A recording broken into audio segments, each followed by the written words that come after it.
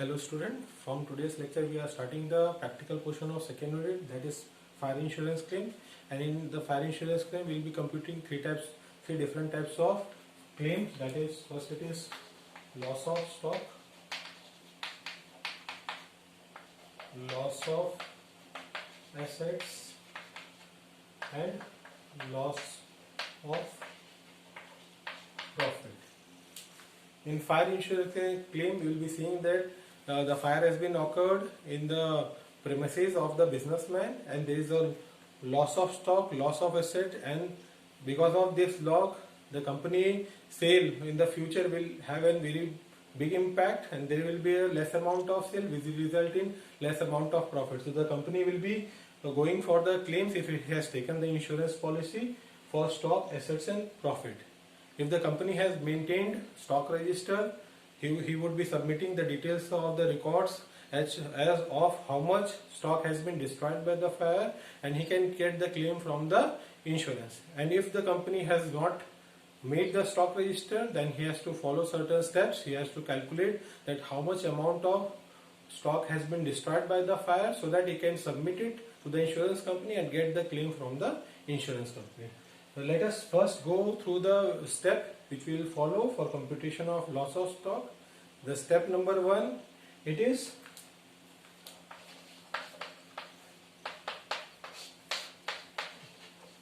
preparation of trading account of previous financial year. And why we are preparing the trading account of previous financial year? According to know the gross profit, to calculate the gross profit percentage. Because in the current financial year we will be we need that the gross profit percentage, so that we can compute the closing stock. When we are preparing the trading account of previous financial year, we have to remove any abnormal goods which has been included in those years. If in the question it is given information of only one previous financial year, we will be making only 1 year trading account. If it is given more than 1 year, we will be preparing the same. And when we are preparing trading account of more than one previous financial year, we would compute the average rate of gross profit. Step number 2, it is calculation of gross profit percentage. The formula to compute the gross profit percentage or gross profit rate is equal to gross profit divided by sales multiplied by 100. अगर एक ही financial year का दिया हुआ है तो हम एक ही financial year का ग्रॉस प्रॉफिट निकालेंगे. अगर हमारे पास इंफॉर्मेशन एक से ज्यादा प्रीवियस फाइनेंशियल ईयर की गिवन है तो हम एक से ज्यादा ग्रॉस प्रॉफिट रेट निकालेंगे. और जब एक से ज्यादा फाइनेंशियल ईयर की प्रॉफिट गिवन है तो हम वहां पे ग्रॉस प्रॉफिट का जो परसेंटेज लेंगे वो वेटेड एवरेज ग्रॉस प्रॉफिट लेंगे. अब इन द कंडीशन ऑफ कि प्रॉफिट इंक्रीज डिक्रीज हो रहा है, there is a high fluctuation, then will consider average rate of gross profit. And if the percentage of gross profit is increasing or decreasing, then we will consider the weighted average gross profit rate. Step number 3, in step number 3 we will be preparing the memorandum trading account. And why we are preparing the memorandum trading account? Because we cannot prepare the trading account because it is our financial year is not ended, and if we are preparing the memorandum trading account, we want to calculate the closing stock on the date of fire. Because if the stock register has not been maintained, we will be getting the value of the closing stock on the date of fire from memorandum trading account. Step number 4, it is calculation of actual loss.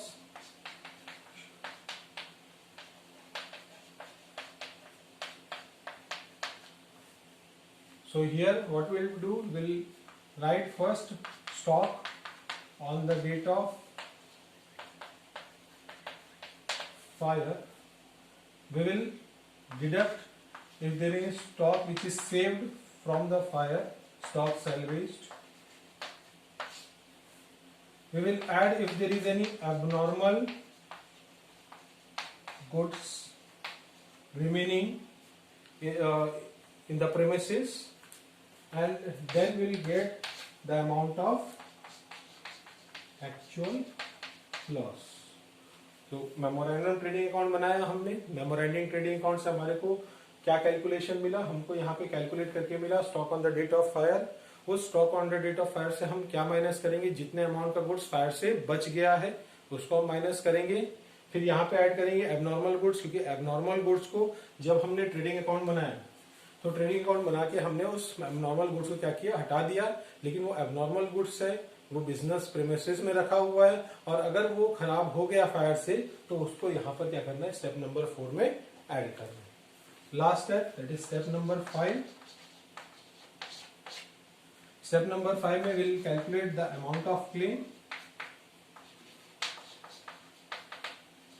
If the amount of insurance is given and the insurance has taken to the full value, then we don't need to calculate the amount of claim. The actual loss will be the amount of claim. But if the company has taken under insurance, it means it is having the stock of rupees 1 lakh rupees, and the business has taken only the insurance of 75,000. So in the case of under insurance, average clause apply, and if the average clause apply, we will use the formula to calculate the amount of claim.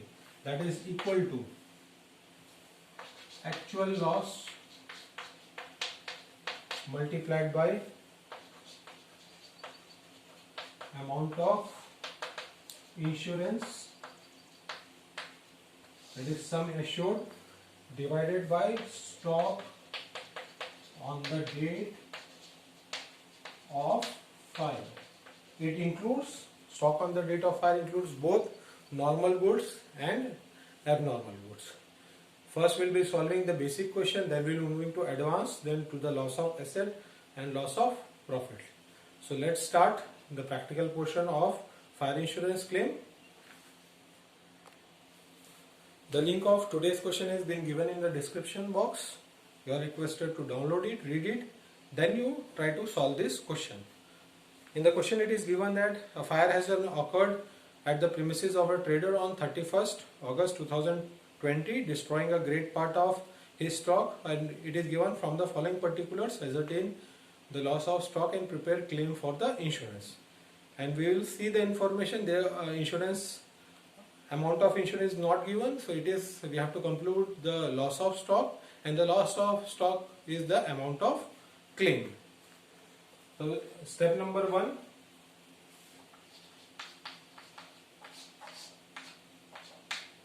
here the fire has been occurred on 31st August 2020, so the current financial year is 2021, and the previous financial year it is 1920 and before.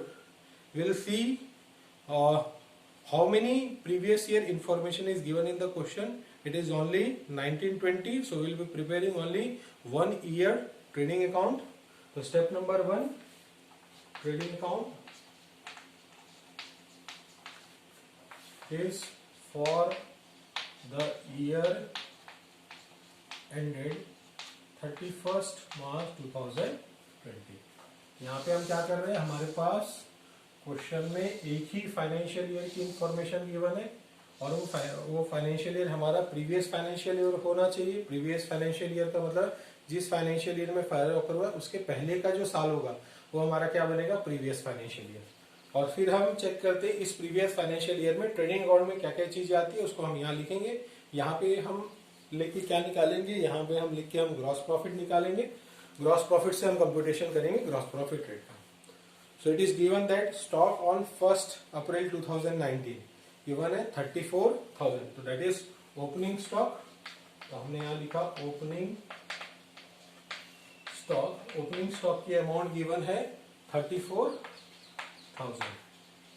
Next information given है closing stock की. Stock on 31st March 2020. तो हम यहाँ लिख रहे हैं closing stock. Closing stock amount is how much? 30,000. Purchases given है, purchases given है 1 April 2019 to 31 March 2020, that is previous financial year का परचेजेस गिवन है। तो हमने यहाँ लिखा 2 परचेजेस की अमाउंट गिवन है 1,27,600। Sales for the year ended 31 March 2020 given है 1,88,000। और जो परचेज और सेल की इंफॉर्मेशन गिवन है वो करेंट फाइनेंशियल ईयर की गिवन है अप टू 31 अगस्त। उसका हम यूज कहाँ करेंगे, हम उसका यूज करेंगे for calculation of memorandum trading account. तो यहाँ पे हम कैलकुलेट करते हैं कि हमारा जो ग्रॉस प्रॉफिट परसेंटेज कितना आ रहा है, सॉरी ग्रॉस प्रॉफिट रेट कितना आ रहा है। तो gross profit rate that is 1,88,000 plus 30,000। तो हमारा क्रेडिट साइड का टोटल आ रहा है 2,18,000 minus 34,000 and minus 1,27,600। The amount it is how much? 56,400. तो gross profit for the previous financial year कितना है, अमाउंट आया 56,400। स्टेप नंबर 2,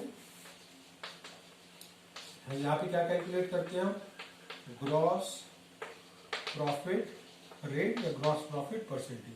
फॉर्मूला क्या हो गया इसका, gross profit divided by net sales multiplied by 100।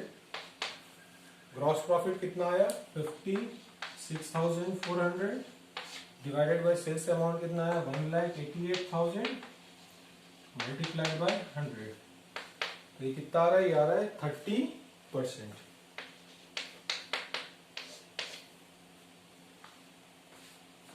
Step number 3, preparation of memorandum trading account. और ये हमारा मेमोरेंडम ट्रेडिंग अकाउंट कब से बनेगा, of current financial year up to the date of fire. तो हमारा करेंट फाइनेंशियल ईयर स्टार्ट कब हुआ, 1 April 2020 to the date of fire. Fire की डेट क्या है, फायर की डेट है 31 अगस्त 2020। तो यहाँ पे हम मेमोरेंडम ट्रेडिंग अकाउंट बना रहे हैं। करेंट फाइनेंशियल ईयर हमारा खत्म नहीं हुआ है, फिर भी हम मेमोरेंडम ट्रेडिंग अकाउंट इसलिए बना रहे हैं क्योंकि हमें यहाँ पे क्या पता करना है, कंपनी ने स्टॉक रजिस्टर मेंटेन नहीं किया है। स्टॉक रजिस्टर अगर मेंटेन नहीं किया तो उसको यही नहीं पता कि उसका कितना गुड्स का नुकसान हुआ है फायर के कारण। तो हम यहाँ पे क्या बना रहे हैं, मेमोरेंडम ट्रेडिंग अकाउंट। और इसके हम पता करेंगे कि कंपनी के पास जिस डेट में फायर ऑकर हुआ उसके प्रेमिसेस में या उसके गोडाउन में कितना गुड्स था। सबसे पहले यहाँ पे लिखते हैं ओपनिंग स्टॉक।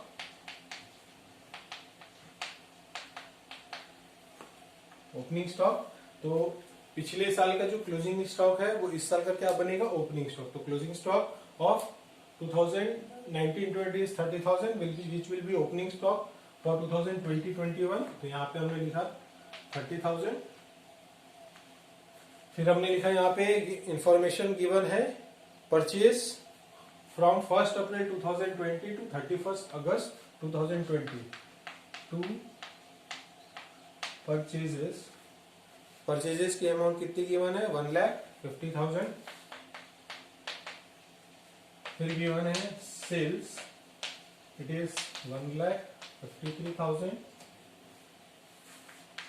हम यहाँ देख सकते हैं कि प्रीवियस फाइनेंशियल ईयर की पूरी इंफॉर्मेशन गिवन थी, इसलिए हमने ग्रॉस प्रॉफिट कंप्यूट किया। लेकिन यहाँ पे हमको ग्रॉस प्रॉफिट का रेट गिवन है, इसका यूज हम कहाँ पे करेंगे, मेमोरेंडम ट्रेडिंग अकाउंट में करेंगे। इसलिए करेंगे क्योंकि हमको स्टॉक की वैल्यू पता नहीं है।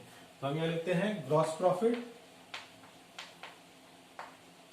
ग्रॉस प्रॉफिट कितना हुआ है, ग्रॉस प्रॉफिट 30% है जो हमारा करंट फाइनेंशियल ईयर है, जिस ईयर में हमारा लॉस हुआ है उस पीरियड तक का, मतलब ओपनिंग डेट से up to the date of fire हमारा जो सेल्स का अमाउंट आ रहा है वो सेल्स का अमाउंट है 1,53,000। उसका प्रॉफिट कितना होगा, कंपनी ने अर्न किया होगा एट द रेट ऑफ 30%। हमने यहाँ कैलकुलेट किया 1,53,000 मल्टीप्लाइड बाय 30%, तो ये आ गया 45,900। अब क्लोजिंग स्टॉक गिवन था तो प्रॉफिट कंप्यूट किया, प्रॉफिट गिवन है तो अब हम क्लोजिंग स्टॉक कंप्यूट करते हैं। डेबिट साइड का टोटल लगा दें तो 30,000 प्लस 1,50,000 प्लस 45,900, तो it is equal to how much, 2,25,900 minus, अब ये देख रहे हैं आपका डेबिट ज्यादा क्रेडिट कम, और यहाँ पे हमारे पास स्टॉक की वैल्यू गिवन नहीं, तो हमने यहाँ पे लिखा closing stock on the date of fire, that is our balancing amount. तो हम माइनस करते, टोटल आ रहा है 2,25,900, इससे माइनस किया हमने 1,53,000, तो यहाँ पे वैल्यू आ रही है 72,900। इसका ये मतलब है जिस डेट में फायर ऑकर हुआ, कंपनी या बिजनेस के पास टोटल कितने वैल्यू का स्टॉक था, 72,900 का स्टॉक था। फिर हम ये चेक करेंगे कि कितने स्टॉक का डिस्ट्रॉय हुआ फायर से, तो उसके लिए हमको क्या इन्फॉर्मेशन चलेगी, हमको ये इन्फॉर्मेशन चाहिए कि आउट ऑफ दिस स्टॉक कितने का वैल्यू का स्टॉक बच गया है। तो यहाँ पे ऐसा कोई भी इंफॉर्मेशन दिया हुआ नहीं है, तो जितना भी हमारा क्लोजिंग स्टॉक है वो पूरा का पूरा डिस्ट्रॉय हो गया फायर से। अब यहाँ पे स्टेप नंबर 4 हम क्या कंप्यूट करेंगे, स्टेप नंबर 4 में एक्चुअल लॉस। तो एक्चुअल लॉस के लिए पहले हमने क्या लिखा, stock on the date of fire, stock on the date of fire कितना है 72,900 and there is no salvage, salvage भी नहीं गिवन है, और अभी तो बेसिक क्वेश्चन इसलिए एबनॉर्मल गुड्स भी गिवन नहीं है, स्टॉक सैल्वेज दिया हुआ नहीं है, तो टोटल लॉस आया 72,900 का। और कंपनी ने इंश्योरेंस लिया, इंश्योरेंस के अमाउंट गिवन नहीं है, एज्यूम करेंगे कि कंपनी ने फुल इंश्योरेंस लिया है, फुल इंश्योरेंस लिया है तो जितना भी उसका लॉस हो रहा है पूरा का पूरा क्या बनेगा, अमाउंट ऑफ क्लेम। तो कंपनी नेसेसरी रिकॉर्ड सबमिट करेगी इंश्योरेंस कंपनी को, और सबमिट करने के बाद उसको जो amount of claim insurance company को सबमिट करेगी, that is rupees how much, 72,900। This is how will calculate the loss of stock.